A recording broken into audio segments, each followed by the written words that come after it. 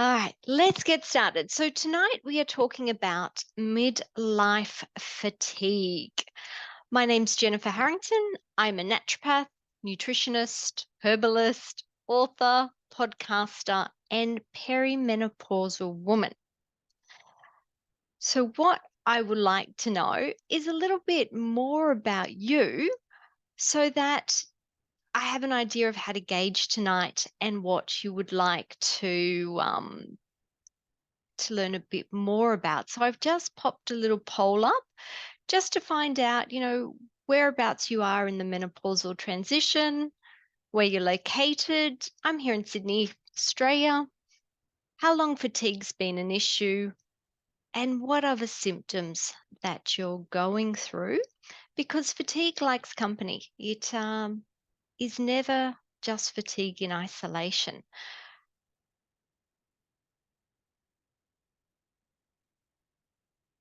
So I'll give you guys a moment to fill that in. And what I'll do is I'll keep going and I'll come back to that in a minute. All right, so tonight we're going to be going through what is fatigue, causes of fatigue, nutrients, testing, lifestyle, and we certainly will get through to a Q&A. All right, so what is fatigue? So fatigue is a feeling of constant tiredness or weakness. It can be mental or physical or both. Fatigue is a symptom. It's not a disease. There are many causes of midlife fatigue, and we're going to go through these tonight, so I'm not going to read this out. Let's just quickly go to your poll for a minute. All right, so what I can see is that 50% of you are perimenopausal, 50% are postmenopausal. We've got 50% in New South Wales and 50% in Queensland. How long has fatigue been an issue? So for some, it's been a recent issue, and for others, it's a longer term issue.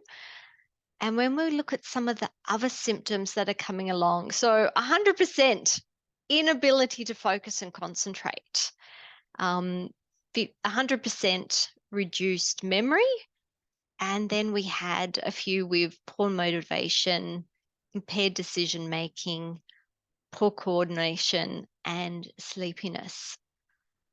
So thank you for participating in that. It's good to know who's around tonight. So I know that we won't worry about pre-menopause because no one's there. We're rather in the change or we're no longer cycling. All right. So back to this. How common are my symptoms? So this is a study. This is the Evernow study. It is the largest ever study of midlife women. It included 100,000 women. And from this study, they found that 81.5% of women were experiencing fatigue. So this is just far too high. We really need to have a look at some of these underlying causes because disease isn't the problem itself. It is a symptom or a sign of something else going on. So that's what we're hoping to do tonight, is to dig deep and to find out what your something else is so that you can correct it at the root and experience not only more energy, but also better memory and cognition and all the other symptoms that were coming hand in hand with the fatigue for you.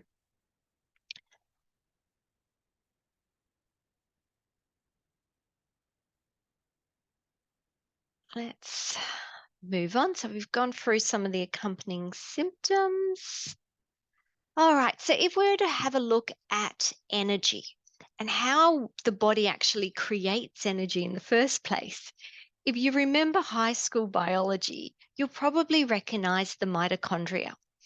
So the Krebs cycle is the metabolic pathway that occurs within the mitochondria. So the Krebs cycle is also called the citric acid cycle, in case your school called it something slightly different. And this converts nutrient molecules from food into energy. Do you remember that these are also thought of as the powerhouse of the cells? And each cell in your body contains between 500 and 5,000 of these mitochondria. And this is where your main form of energy, you can tell it's the evening. I'm sorry, guys. Adenosine triphosphate, or ATP for short. Now, ATP is where we get about 90% of our energy from. And the Krebs cycle needs vitamins B1, B2, B3, B5, and lipoic acid to actually create ATP. But there's also several nutrients that act as cofactors in this production. And these are things like CoQ10, vitamin A, B6, B9, B12, vitamin C, D, and E, amino acids like carnitine and taurine, omega-3, electrolytes, selenium, zinc, iron, copper, manganese, and glutathione. I'm going to stop here for a minute because I'm actually going to touch on about 23 nutrients tonight. Now, my goal is not for you to go out and buy them. The idea is just to see this is how the body uses nutrients as building blocks. We need to make sure that we've got a good amount of building blocks so that we can actually get our organs to function. We can do this most of the time through diet, which is where we should initially be getting these nutrients from. In some cases, it can help to supplement. And later on, when we get to nutrients, I'm going to discuss the top 5, the places where I normally start, and I check those off first. So please, when I'm talking about these nutrients, don't start writing a shopping list because I don't want you getting them all. All right, so next slide, we can see that we need to have a quick discussion about cellular health because, believe it or not, we have, sorry, I've lost where I'm up to. We have 37 trillion of them in our body, and every single cell contains a cellular membrane. And within the cells, you have different organelles, such as mitochondria, which we just discussed. And these organelles also have cellular membranes. The mitochondria actually has 2 of them, an inner and an outer membrane, making cellular health doubly important for the health of these powerhouse cells. But I also want you to think of the cellular membrane as being a cellular brain, as they control a lot of what is happening for the cell or for the organelle. They allow nutrients in and toxins out. They are also a storehouse for fuels. They provide structure and a communication channel. So we must have properly functioning cellular membranes if we want happy and healthy cells or organelles. So within your cellular membrane is it's a phospholipid bilayer. So in technical terms, phospholipids are a class of lipids whose molecule has a water-loving head and a phosphate group. Now, the phosphate group can be modified with simple organic molecules such as choline or serine or inositol. And these are attached to 2 water-fearing tails derived from fatty acids such as EPA and DHA. And these change modifiers give the phospholipids different properties, preferred locations, and roles within a cell. So data suggests that phospholipid reduction starts at the age of 20. So but by midlife, your cells might be really in need of a top-up. Let's have a look at hormones. So if we were to have a look at the one, I don't know if you've ever heard of the adrenals before. So we've got our renal system here, and the purple little organ on top of them is the adrenals, the ovaadrenals. And these guys are your stress-producing hormones. We also have the thyroid on the other side and your ovaries. So, perimenopause really is a time where your ovaries start preparing for retirement. This is a time of change. And during this time, your levels of ovarian hormones, such as estrogen, progesterone, and testosterone, also change. As these hormones dance with the other hormones, a change here can have a snowball effect on all the other hormones. You see, no hormone works in isolation. The main hormones impacted here are from the adrenals and the thyroid. But this is actually a three-way street where changes in levels in either ovarian, adrenal, or thyroid hormones interacts and complicates the production and uses of the other hormones. So the adrenal glands are linked with stress, as they produce your stress hormones, adrenaline and noradrenaline. These hormones are needed for your fight or flight stress response. They also produce cortisol, which controls your sleep-wake circadian rhythms, which is also part of the stress response. Then there's aldosterone, which plays a major role in regulating your electrolytes. Keep coming back to that word electrolyte. That's going to come up a few times tonight. And finally, we have the adrenal androgens, such as DHEA. And these are precursor substances for the final production of testosterone and estrogen for after when our ovaries are retired.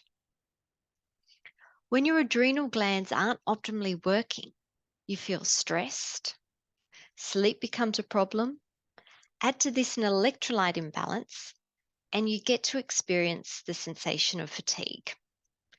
And this is where the world of stress management, electrolyte replenishment, and adrenal tonics can make a world of difference.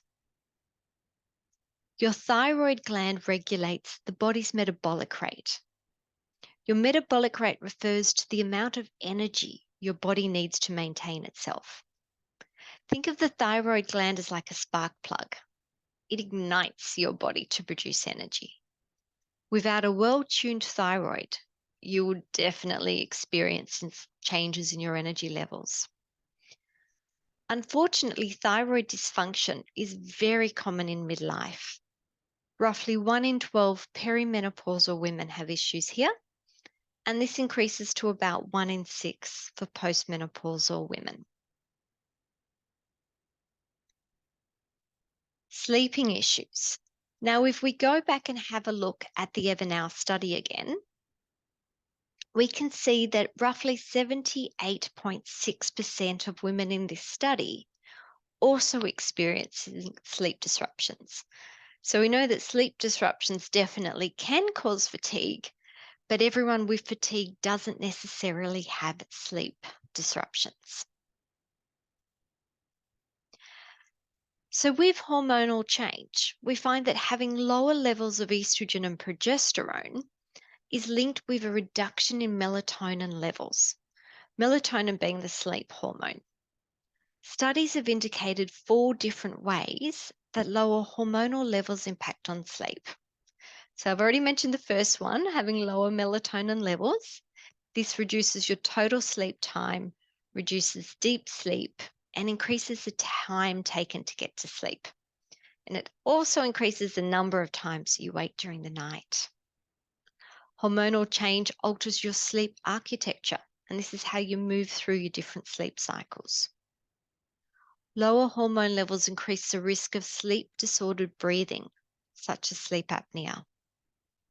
And hormonal changes can promote night sweats and increase the total number of sleep interruptions experienced through the night. So please note, ladies, that although it's common to have sleep disturbances in midlife, it is not an inevitable part of aging. Often women find that sleep is something that came easily to them before, but now it's something they have to work for. There are so many dietary and lifestyle factors that play significant roles here.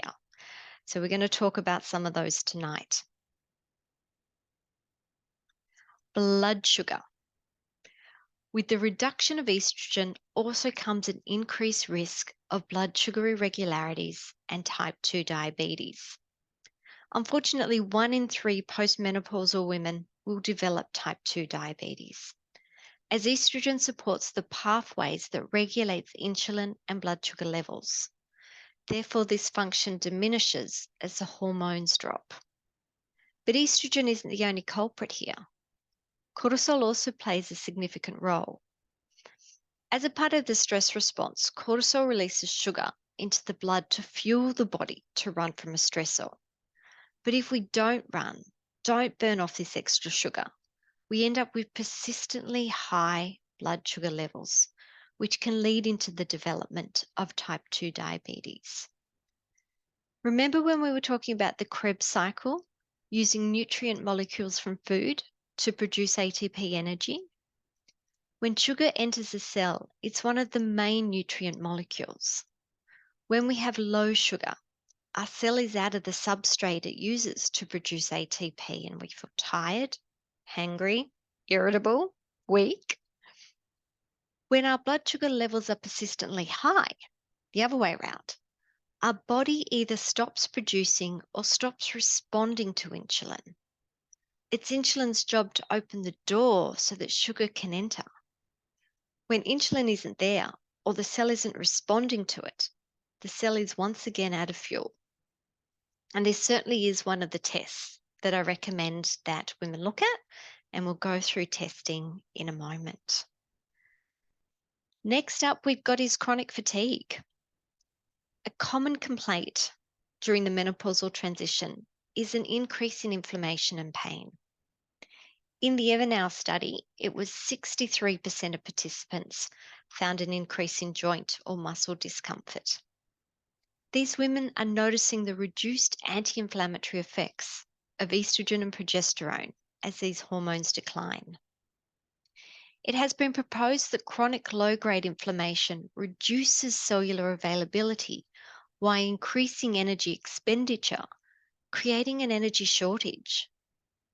Inflammation also creates reactive oxygen species, and these can promote DNA damage and reduce insulin sensitivity, creating blood sugar issues. Sleep disturbances also increase inflammation and can perpetuate the cycle of fatigue. The good news is we have plenty of anti-inflammatories at our disposal. We have thermotherapy. If you haven't heard of that before, it's the application of cold or heat to your body. And we also have fire extinguishing oils like fish oils and herbs like turmeric. So please don't suffer in silence if you are having any joint or inflammation issues. Digestion. As we age, our production of digestive enzymes and acids reduces. This means our ability to digest foods reduces, and we may not be able to extract the nutrients from foods as efficiently as before, increasing our risk of nutritional deficiencies. Gut bacteria imbalances are also linked with fatigue. Different strains have either an inflammatory or an anti-inflammatory effect on the bowel. And next we're having a look at the liver.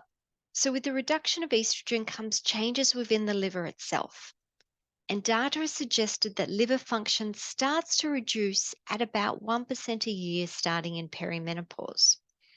Now, this really doesn't surprise me when you consider what the liver has had to process over a lifetime. The average woman is exposed to hundreds of chemicals every day. She may also be carrying around a toxic metal burden from previous exposure. She may be living in a water-damaged, mold-filled home. She may drink alcohol. She may smoke cigarettes. She may live in a busy city with poor air quality. I think we can all agree our poor liver has had a busy life, and fatigue is just one of the signs that it may be overwhelmed or performing sluggishly. The less burden we put on our liver, the better chance it has of performing. For me, this starts with our environment, moving out of a moldy home, replacing personal care products and cleaning products with chemical-free alternatives, eating organic food over commercial food, filtering our water, filtering our air, rethinking perfumes and fragrances. The cardiovascular system also plays a role. So, estrogen is protective for our heart and our cardiovascular system. As estrogen levels start to decline, our risk of cardiovascular complications increase. The job of the cardiovascular system is to transport oxygen, nutrients, and hormones around the body while removing waste products. Fatigue can be a sign of cardiovascular issues as less blood and nourishment are circulated through our body. It can also occur as waste products aren't being adequately removed. Now, it's really interesting to note that your heart contains the largest concentration of mitochondria, about 5,000 mitochondria per serve. So, nutrients that are needed for mitochondrial health also greatly benefit the heart. It's two birds with one stone. By increasing the health of your powerhouses, you improve the health of your heart and the ability of the cardiovascular system to supply the goods. The role of the respiratory system is to provide oxygen for the blood and to remove carbon dioxide. As mentioned in the sleep section, estrogen and progesterone have a protective role to play against sleep disordered breathing, as these hormones reduce our risk of as our hormones reduce, our risk of sleep apnea increases. What we haven't discussed is the role that progesterone plays as a respiratory stimulant. Progesterone is at its highest during pregnancy. When women are pregnant, their blood supply doubles, so more oxygen is required to oxygenate the blood, and progesterone promotes increased respiration, which means that as our progesterone levels reduce with menopause, some women experience more respiratory symptoms and have lower lung function, although that is one of the lesser common symptoms of menopause. Looking at the immune systems, yes, acute infections do make you feel tired, but it's short-lived and your energy should return to normal afterwards. Chronic viral infections are different. It is thought that 95% of the population has been exposed to one of the herpes families of viruses. So this includes Epstein-Barr viruses, cytomegalovirus, varicocele virus, and this virus lays dormant in the body until an opportunity to reactivate occurs. Unfortunately, hormonal change with menopause is one such opportunity. Some women are experiencing viral flares and mistaking this as menopause symptoms. Chronic viral flares can cause fatigue, achy joints, night sweats, headaches, digestive issues, behavioral changes, mood changes, nerve pain, burning sensation, rashes, itches. In this case, you are far better to work on reducing your viral load and improving your immunity rather than playing around with your hormones. So long COVID is also in with this family in the fact that it has long-term effects for some people. Other immune issues such as autoimmunity and cancers also cause fatigue.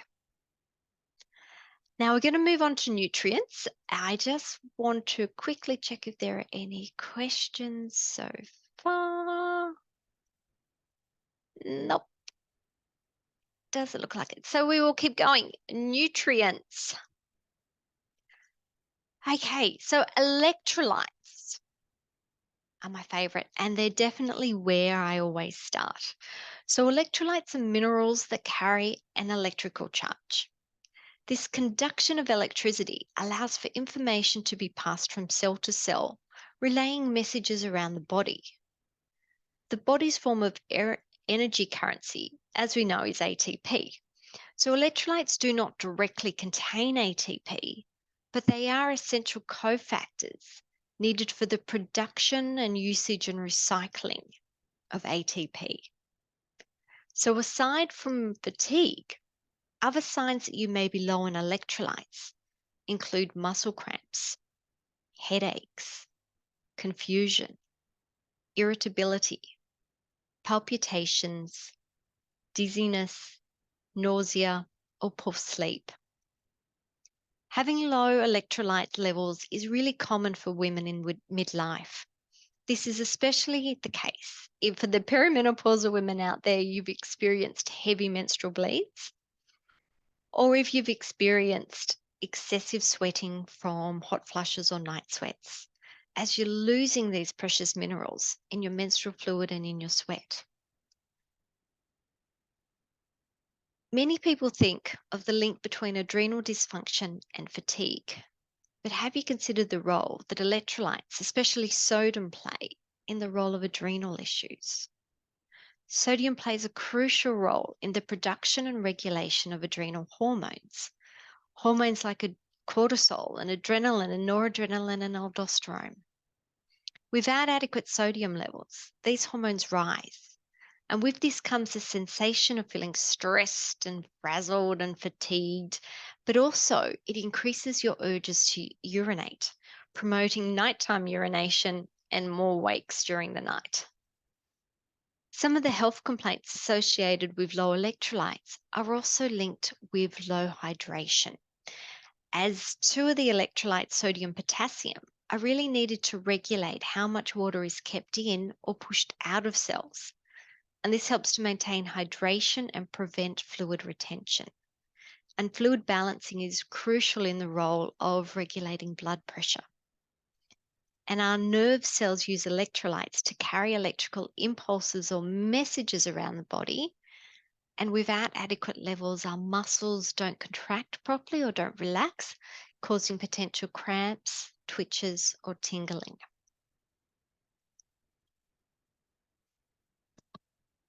As I said before, electrolytes are generally the first place I start with my patients with fatigue.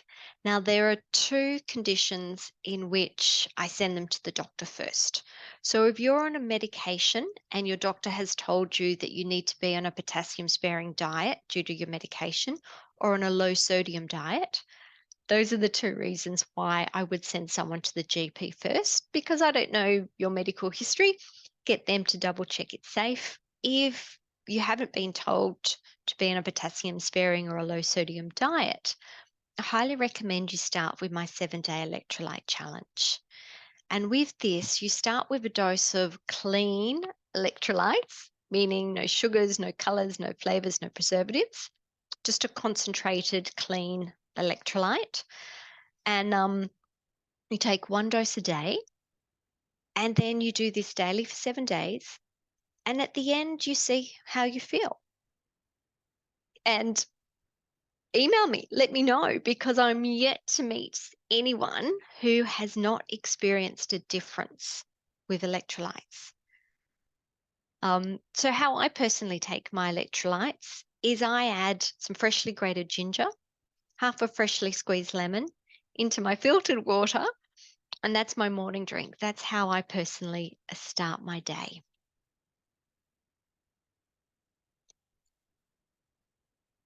Iron. So iron is a key building block for hemoglobin. Hemoglobin's job is to transport oxygen to your cells.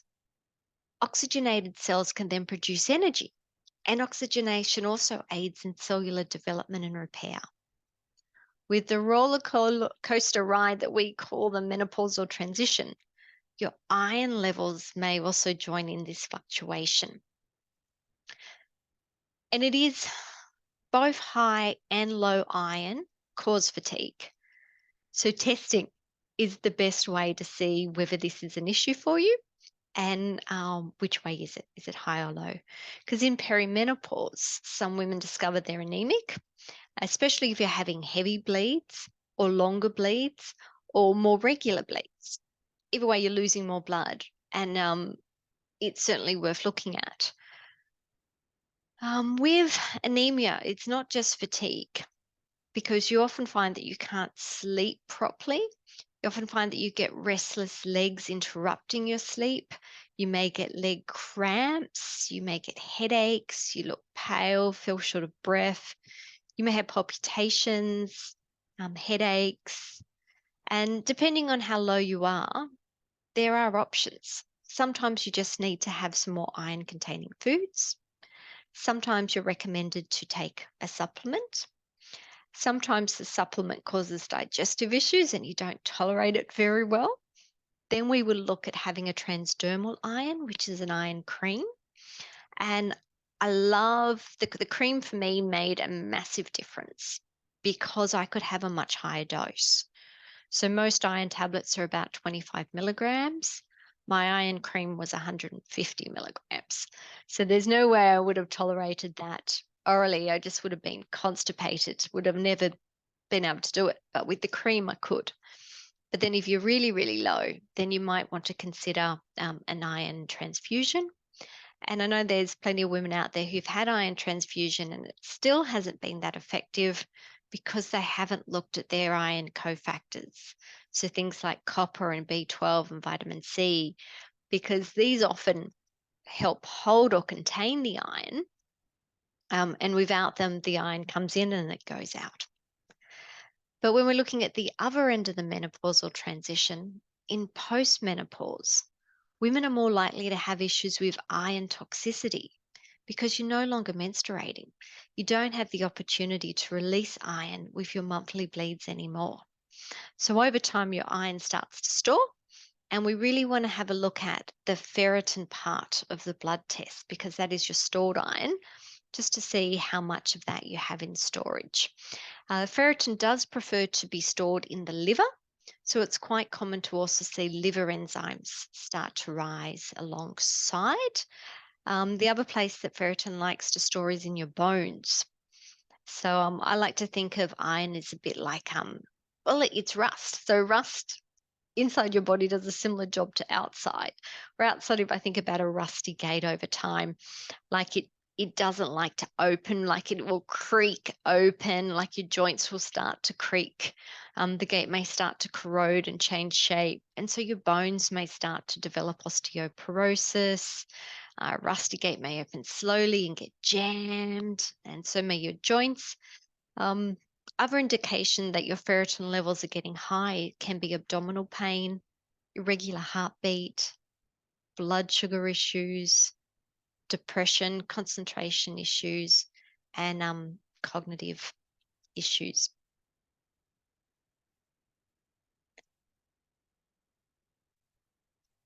All right, nutrient number 3 is B vitamins. I don't know if you remember at the beginning, we spoke about ATP production and how there was a handful of B vitamins that we needed for the production of ATP energy. And there are a handful of different B vitamin families that were cofactors to help that along. So when I'm looking at B vitamins, I use them as a family because they're best taken together. Because if you're supplementing with one over another, you can often mimic deficiencies and cause other problems. I do sometimes add separate B vitamins on top, but I always start with a complex. So B vitamins are great for energy, but they're also good for digestion, nerve health. So if you've had any nerve issues, nerve tingling, nerve pain, B12 is phenomenal for helping that. Also good for heart health, good moods, strong memory, and for cell renewal. So if you do decide to start a B vitamin, I'm going to give you a word of warning.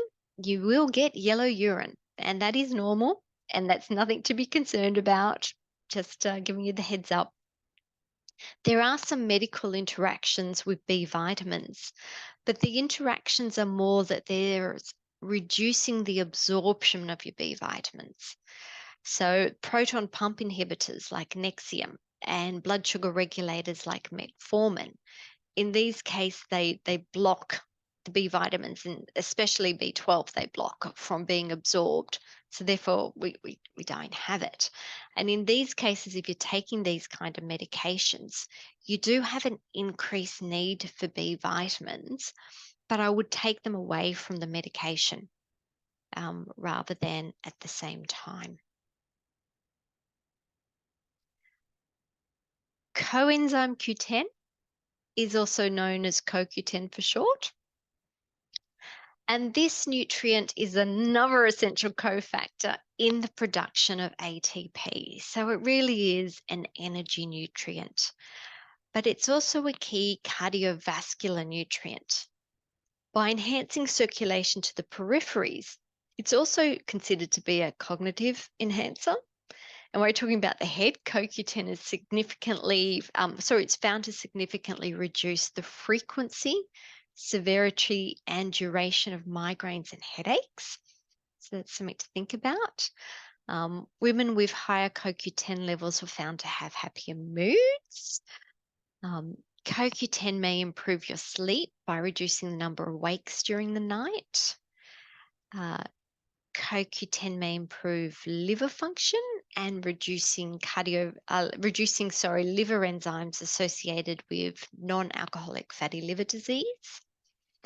It may help regulate glucose levels, protecting the pancreas from oxidative damage, and may reduce insulin resistance. A well-nourished body can actually self-produce about 50% of its CoQ10 requirements. It gets the rest from your diet. So dietary sources include meat, poultry, fish, and to a much smaller degree, olive oil, nuts, and seeds. So with age, evidence suggests that your body gets less effective at producing CoQ10 and becomes more reliant on dietary and supplemental forms. So the next issue is that certain medications reduce your CoQ10 levels. These medications include statin-based medications, hormone replacement, blood pressure medication, and some thyroid medications. So in those cases, they increase your need for CoQ10 supplementation, but you want to take it away from your medication. There is one medication interaction that makes CoQ10 contraindicated, and that is with really, really strong blood thinners such as warfarin. So if you're on warfarin, CoQ10 is not for you, walk away. With CoQ10 supplementation, there are different forms. You've got your ubiquinone form, which is widely available over the counter, but it's difficult to absorb due to its structure. The reduced ubiquinol form is more bioavailable, but it's a practitioner product, so you might not be able to get hold of it. But when taking CoQ10, if you do take CoQ10, I want you to keep in mind it's a fat-soluble nutrient. Therefore, you get better absorption with it if you take it alongside a fat-containing meal.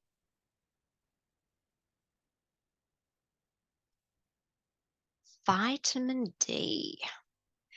Isn't it interesting? We live in Australia. We generally have a fair bit of sunshine, yet we are a nation deficient of vitamin D. And I think that's because we spend so much time inside these days, and we have spent so much time hiding from the sun.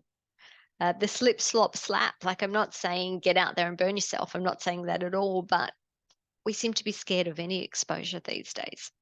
Something to think about. Like, can you have some morning exposure and then maybe come inside and cover up just to get a little bit?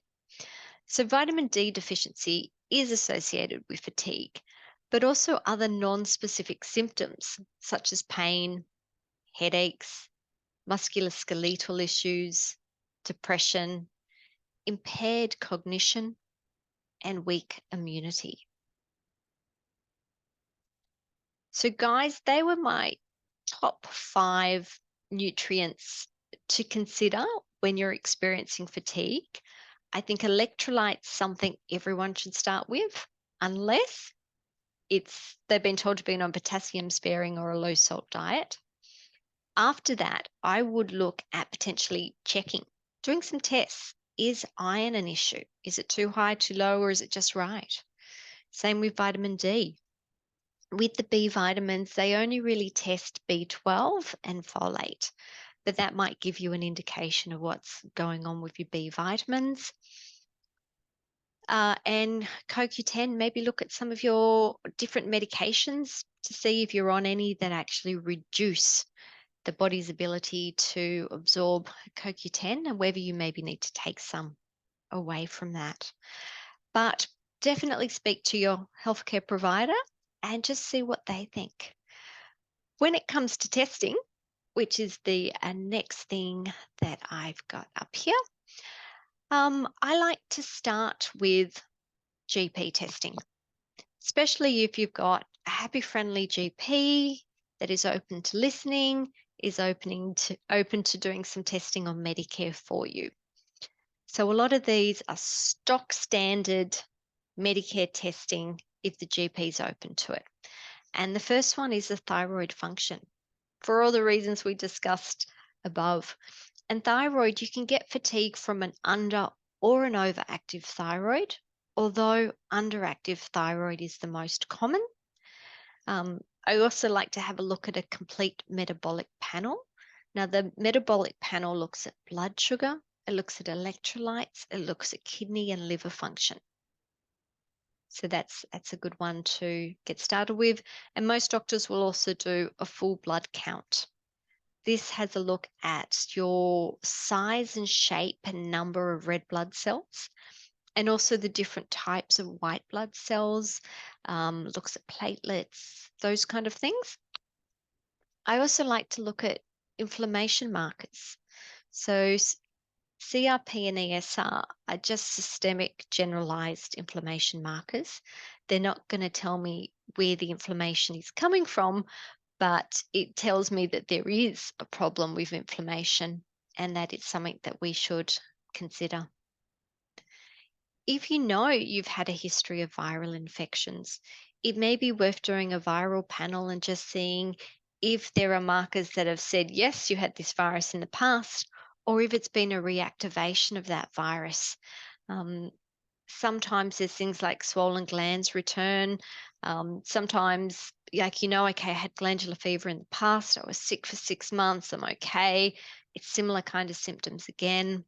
Just go and get it checked, because if that's the case, you really need to work on the immune system and the virus rather than anything else. The nutrients that we mentioned, the iron panel, the B12, the vitamin D, it's also good to get your blood pressure checked, just to make sure your heart is not working harder than it needs to be. And sleep apnea. I can't tell you how common sleep apnea is. And these days it's quite simple to test. You have the option. So when I did my test, it cost me $100. I went to Bloom's, the chemist. I hired a polysomal machine. I took it home. I did the test overnight. I returned it to the pharmacy the next day. And 10 days later, a report from a sleep doctor arrived via email. If you don't want to pay for it out of pocket, like it wasn't that expensive, you can go to the GP, and the GP will have a checklist. So if you've had things like morning blood pressure, morning headaches, dry mouth, snoring, sleep disturbances, night sweats, if you tick enough of those boxes, you can actually get a sleep apnea test on Medicare.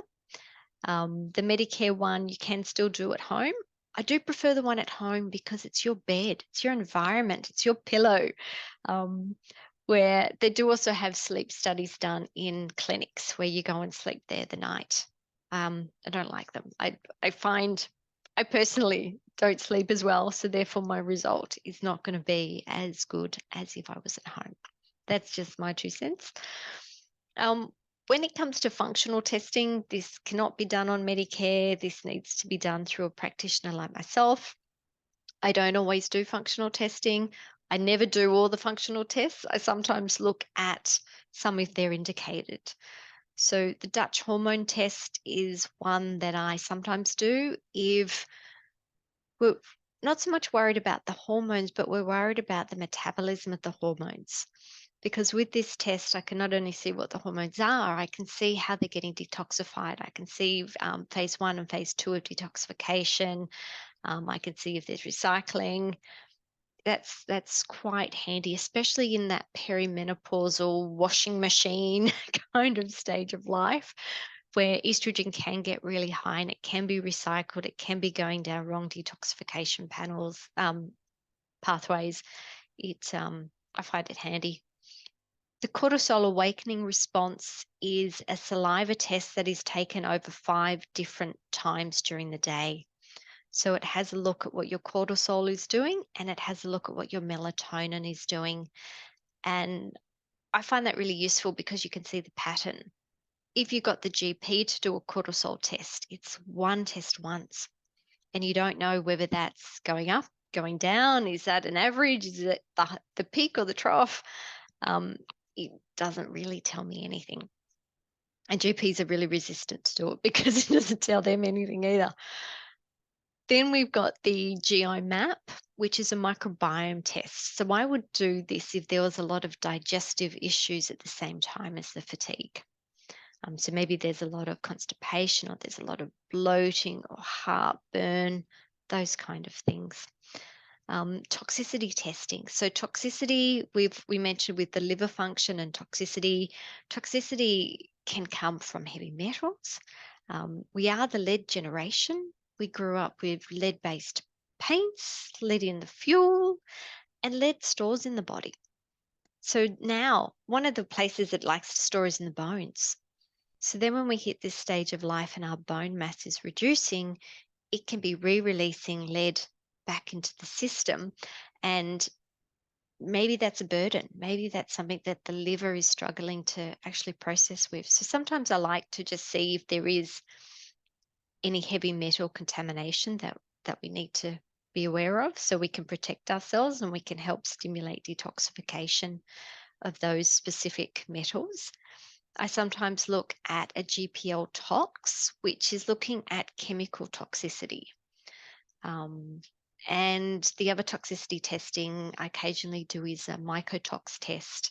And mycotoxins are looking at whether you've lived in a water damaged home or a moldy home, whether they're impacting on what's going on with your health. And then DNA testing, that's something I do. Not that often actually, but it's something if we're looking for things, why is this happening? Sometimes it can be helpful to see what's going on. When we're looking at lifestyle for fatigue, so some of the considerations. Do we need to work on your mindset? Low moods cause low energy levels. Maybe we need to start changes in the outlook on your life. Women with positive attitudes who live with passion and purpose live longer and healthy lives and more energetic lives. I want you to think about what is dragging you down. What is taking your energy? Is it a bad relationship? Is it a toxic job? Stop giving away your energy. Like sometimes making some hard choices in the short term will provide you a new lease of life and abundant energy in the long term. Being in a space of gratitude can help to renew your energy levels. Meditation, breathing, these kind of mindfulness exercises are good habits to help you cultivate in order to restore your vitality. Grounding helps you reconnect with the earth. Exercise is a non-negotiable factor. You need to move. This stimulates blood and lymphatic flow and gets your oxygens and nutrients moving into your cells. It's the amount of exercise that can be a problem. If you're very fatigued, it might just be a walk around your home. I would prefer it to be outside in nature, but you need to start where you are and build as you're ready, as overdoing it can be fatigue producing as well. We can look at sleep hygiene, things like getting early morning sunshine. So the literature is looking at 20 minutes of early morning sunshine. Some people don't have or can't walk for 20 minutes, but maybe you can sit outside and have your breakfast outside or your morning electrolyte drink outside just to help get that early morning sunshine directly into your retina. Maybe you need a technology detox. My personal Facebook account was hacked and I had 2.5 months of no Facebook, and I've got it back now. But it was actually interesting. The initial panic, oh my God, it's gone, versus, okay, it's all right, it's gone. No one died. It's all right. We can move on. And I actually enjoyed not having it.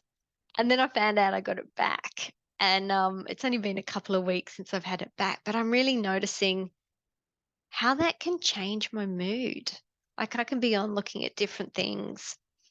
Yeah, so sometimes it's worth considering a technology detox. It could be social media, it could just be the amount of blue light that you're exposing yourself to that that could be taking your energy. We need to discuss some of the lifestyle social toxins. How much caffeine are you drinking? How much alcohol are you drinking? Do you smoke? Shift work can also play around with fatigue. And then we get down to nutrition for energy. So we really need to ditch the sugar and stimulants. Now, I understand you might currently be using them as a crutch to get through the day. Maybe you need to taper down slowly rather than go cold turkey, but ultimately they have to go.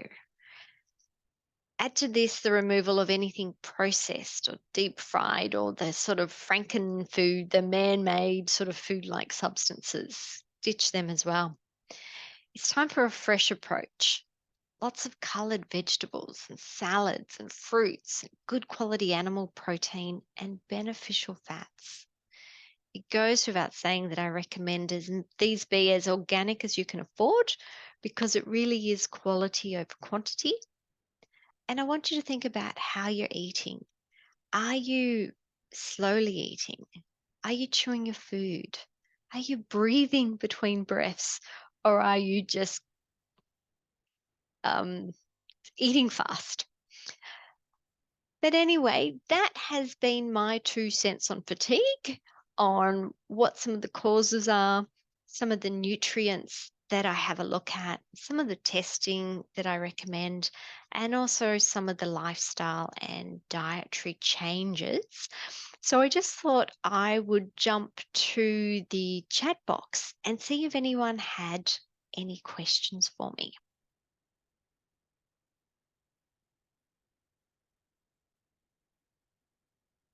No questions, guys? All right. Ah, Carolina, thank you for buying my book. I hope that you really enjoy it. Wonderful.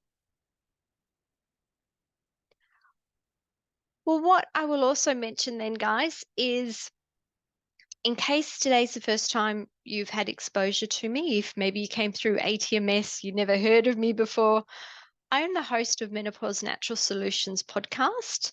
So this is a free podcast out on all the podcast platforms. Um, there's generally weekly episodes. Sometimes it's me, mostly it's me. Sometimes I interview people. I have a book from invisible to invincible: the natural menopause revolution. I also do events like tonight. Sometimes I do these smaller base workshops. Sometimes I do programs that run weeks or months. And I do one-on-one consults. So my bread and butter is one-on-one consults. It's what I really love. It's where I get to work deep, really get to know you, find out what your underlying factors are, to help you identify them and change them. Because really, if you don't get to the root, you are just putting a band-aid on. And a band-aid may make you feel better now, but what you really need to look at a more longer term solution. That is it for tonight. Thank you so much for your time and company. If you have any other questions, I'm happy to hang around for a moment or so.